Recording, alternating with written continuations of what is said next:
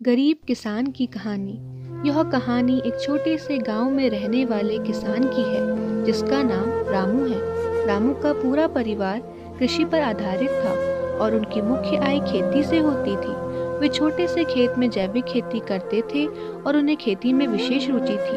रामू की कहानी उस समय से शुरू होती है जब उनके पास बहुत ही कम सामग्री थी, लेकिन उनकी मेहनत और आत्मविश्वास की वजह से किसानी में सफलता पाने के लिए कठिनाइयों का सामना करते गए।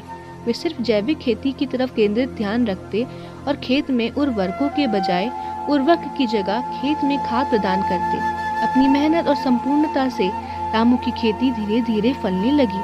उनकी पैदावार बढ़ती गई और उनका मुनाफा कमाने की क्षमता में भी वृद्धि हुई। अपने उत्पादों को स्थानीय बाजार में बेचते और इससे उनकी आर्थिक स्थिति में सुधार होने लगा। रामू की सफलता उनके परिश्रम, संघर्ष और सहनशीलता की कहानी है। उन्होंने कभी हार नहीं मानी और हमेशा आगे बढ़ने का प्रयास किया। उनकी कहानी गांव के लोगों के लिए प्रेरणा स्रोत बनी और उन्होंने दिखाया कि छोटे सपनों को हकीकत में बदलने का सबसे महत्वपूर्ण कदम है मेहनत और संघर्ष।